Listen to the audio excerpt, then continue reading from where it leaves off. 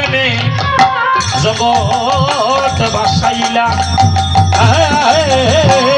ওরে নামে প্রেমে জগৎ ধন্য ধন্য কলিধন্য এই যুগটা ধন্য। কেন ধন্য? যে যুগে আমার গৌর হলেন, কৃষ্ণ হলেন চৈতন্য, অচৈতন্য জীবকে চৈতন্যের ভাবে ভাবিত করার জন্য আমার মহাপ্রভু আপনাদের এই পার্শ্ববর্তী জেলা, আমাদের সিলেট বিভাগে, আপনাদের এই পাশে হবিগঞ্জ জেলা, হবিগঞ্জের মিরপুরের মেয়ে সচিমাতার গর্ভ সিন্ধু আলোকিত করে নবদ্বীপে আবির্ভূত হলেন। নবদ্বীপ যে স্থানটার নাম মায়াপুর, ওই মায়াপুরে উদয়গিরিতে নিম গাছের তলে আজ থেকে আনুমানিক 550 বছর আগে আমার মহাপ্রভু আবির্ভূত হলেন। জন্ম নিলেন, নিয়ে কাঁধে নিলেন ভিক্ষার ঝুলি, অঙ্গে নিলেন নামাবলী। কেন নিলেন? ভগবান চাইলে তো পারতেন না? কলিহত জীবকে তার অঙ্গুলি হিলন দিয়ে নাম নেওয়াতে পারতেন না? একবার যদি ইচ্ছা করতেন যে সবাইকে নাম নেওয়াবেন, ভগবানের কষ্ট করার প্রয়োজন ছিল না। তাহলে ভগবান কেন এই ভিক্ষার ঝুলি কাঁধে নিলেন? কেন ভক্তের দ্বারে দ্বারে গিয়ে ধুলায় গড়াগড়ি দিলেন? তার একটা কারণ আছে। তার কারণটা কি জানেন? একমাত্র রাধারানীর প্রেমের ঋণকে শোধ করার জন্য আমার গৌর হরির আজকে এই ভাব, এই প্রেম, রাধারানীর প্রেমের ঋণ। কেন প্রেমের ঋণ? সেই ঋণকে শোধ করার জন্য আজকে দাপর লীলার শেষ ভাগে রাধা গোবিন্দ একই আসনে শায়িত।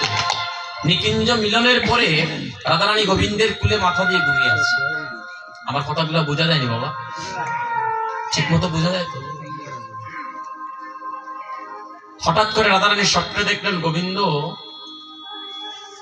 রাধারানীকে অনাতিনি করে এক নবীন সন্ন্যাসীর বেশ ধরে কলিহত জীবের ঘরে চলে যাচ্ছে। রাধারানী নিদ্রা ভঙ্গ হয়ে গেল। যেই মুহূর্তে রাধারানীর ঘুম ভেঙে গিয়েছে, ভগবান তো অন্তর্যামী, সবই তো জানে।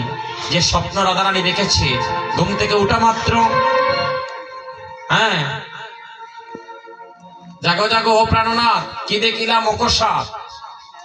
রাধারানী চিৎকার করে উঠে বলছে, কি দেখিলাম ওকসা?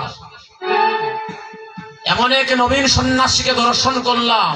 হে গোবিন্দ, প্রাণনাথ, শাস্ত্রে পেয়েছি কোন কুলবতী কুল নারী যদি তার স্বামীর পাশে থাকা অবস্থায় যদি পর পুরুষকে স্বপ্নে দেখে, সে নাকি বিচারিণী হয়ে যায়। আজকে আমি কারে দেখলাম প্রভু স্বপ্নে? এত সুন্দর, এত রূপ, এত গুণ তার, কাকে স্বপ্নে দেখলাম? গোবিন্দ বলে, রাধে গো, ভিক্ষা দাও প্রাণনাথ, ভিক্ষা দাও গো বিনোদিনী, আমাকে তুমি ভিক্ষা দাও। কি ভিক্ষা? বলে, রাধে গো, তুমি যাকে স্বপ্নে দেখেছো সে আর কেউ নয়, সে আমি। আমার ডাক চলে এসেছে, আমাকে কলিহত জীবের ঘরে যেতে হবে। রাধারানী বলছে, গোবিন্দ, জীবনের যা কিছু ছিল সবই তো তোমাকে দিলাম, তাহলে বাকিটা রইল কি? তুমি যে আমার কাছে ভিক্ষা চাও, আমি তোমাকে কি ভিক্ষা দেব? দেহ দিলাম প্রাণনা, যৌবন দিলাম, বিটা মাটি ঘর বাড়ি যা কিছু ছিল সব তো তোমাকে দিলাম প্রাণনা। ওরে প্রাণ গোবিন্দ প্রাণনাথ, আমি তোমাকে কি নেব? দেখো, তোমার জীবনের সব দিয়েছো, কিন্তু একটা জিনিস আমাকে দাওনি, তোমার মাদনাক্য মহাভাব। মাদনাক্য মহাভাবের স্বরূপ হচ্ছে ভক্তি। যে ভক্তি বলে তুমি আমাকে তোমার দাস বানিয়েছো। আজকে তুমি আমার প্রেমের গুরু, আমি তোমার চরণ সেবা করি। রাধে, ভগবান হইয়া এক গোয়ালিনীর চরণ সেবা করে, চরণ ধরে, একমাত্র ওই মাদনাক্য মহাভাবের কারণে এই জগতের শ্রেষ্ঠ গোপী প্রেমময়ী লাদিনী শক্তি রাধা হচ্ছে প্রাণনাথ। স্বপ্নে যখন দেখেছি প্রাণনাথ, তোমারে আমি একা যেতে দেব না। কেন? যে আমি দেখেছি আমার গোবিন্দ, আমার প্রাণনাথ কলিহত জীবের গড়ে গড়ে গিয়ে দুলাই গোড়াগড়ি দিচ্ছে, আমার প্রাণনাথ কাঁদিতেছে, আমার গোবিন্দের কমলঙ্গে ব্যথা লাগছে।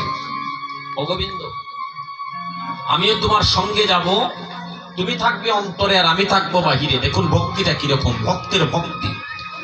তুমি থাকবে অন্তরে, আমি থাকবো বাহিরে। তুমি যখন হরিবল বলে দুলায় গোড়াগড়ি দেবে, আমার অঙ্গে ব্যথা লাগে যেন গোবিন্দ, তোমার অঙ্গে যেন ব্যথা না লাগে।